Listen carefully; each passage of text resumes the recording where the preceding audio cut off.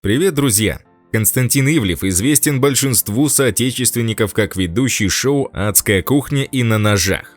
Ресторанные завсегдатаи вполне могли попробовать блюда, приготовленные им в качестве шеф-повара. Он с 1997 года в этом бизнесе. Вместе с Юрием Рожковым Ивлев создал кулинарную школу. Константин давно приобрел репутацию гуру отечественного ресторанного бизнеса. Знаменитый шеф-повар ведет телевизионные шоу, пишет книги, руководит школой и консалтинговой фирмой. Но перед тем, как мы начнем, подписывайтесь на наш канал, ставьте лайк и запостите видео в соцсетях. А далее мы расскажем, как живет самый известный шеф-повар и сколько он зарабатывает.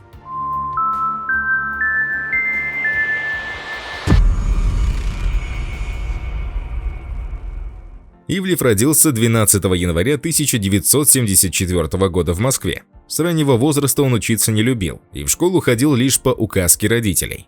А вот кулинария, которая в итоге стала профессией, вполне ему нравилась. Он учился готовить и реализовывать лучшие кулинарные фантазии у родной матери. После 9 класса Ивлев отправился в училище учиться на повара. После училища он пошел в армию, там навыки повара ему тоже весьма пригодились, и он окончательно пришел к выводу, что это именно то дело, которым он будет зарабатывать себе на хлеб в дальнейшем. Позднее талантливый повар был принят в серьезный ресторан и далее в элитное заведение Рублевки. В 24-летнем возрасте у Ивлева уже имелся за плечами богатейший опыт. Благодаря этому он приобрел статус главы ресторана и заслуженное звание, с которым и стал известен в дальнейшем шеф. За всю свою профессиональную деятельность Константин успел побывать шеф-поваром во многих известных ресторанах Москвы – Ностальжи, Бульвар, GQ Bar, а еще бренд-шефом компании Ginza Project. А потом он открыл свой собственный ресторан «Есенин». Сейчас Константин Витальевич работает в нескольких известных столичных ресторанах. Каждый из них имеет особенность, которая подчеркивается шеф-поваром в меню. Помимо этого, Константин успевает развивать и собственные бизнес-проекты. В интервью он всегда подчеркивает необходимость качественного обучения поваров, поэтому открытие собственных курсов стало вполне логичным. Школа «Спроси шефа» была создана в 2009 году вместе с другим известным кулинаром Юрием Рожковым. Она занимается обучением поваров и переподготовкой уже действующих специалистов. Вся деятельность шеф-повара так или иначе связана с его основной работой – кулинарией. Есть и опыт создания собственного гастрономического заведения. В 2014 году Константин Ивлев стал совладельцем столичного ресторана «Wicked». Заведение было полностью перекроено, от старого осталось лишь название. В меню были включены блюда русской, паназиатской и средиземноморской кухни. Планировалось проведение различных мероприятий.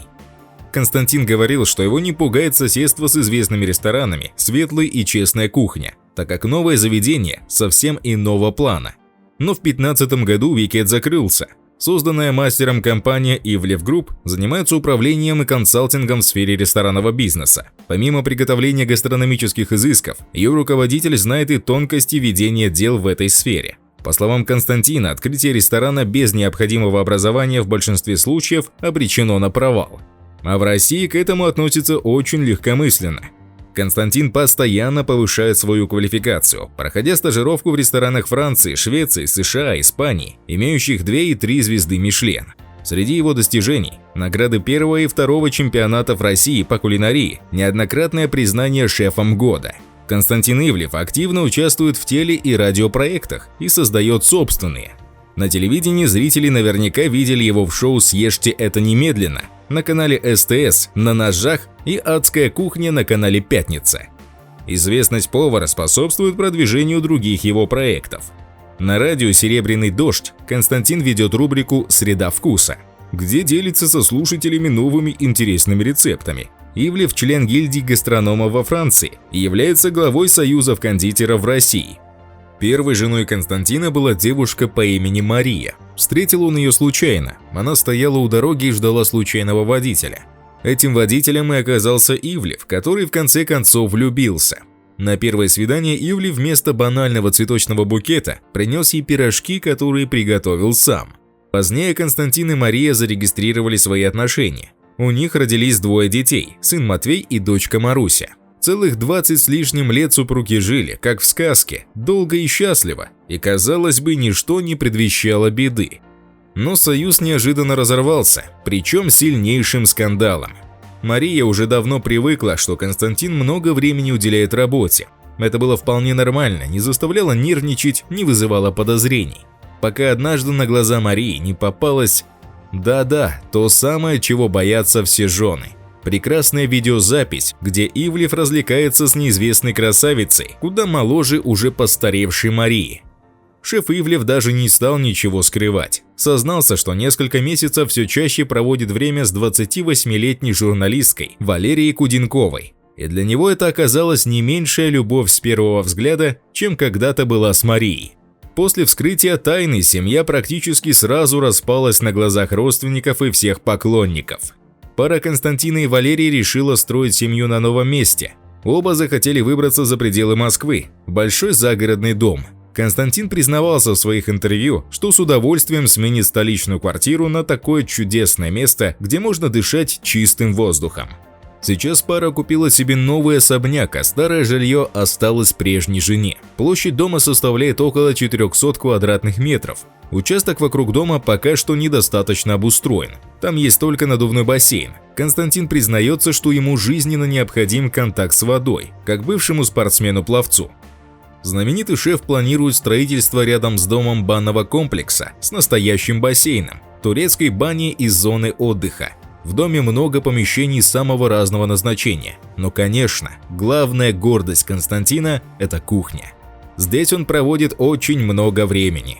21 января 2021 года в первом выпуске нового сезона реалити-шоу «4 свадьбы» Константин сделал предложение своей избраннице, и она ответила ему «Да, шеф».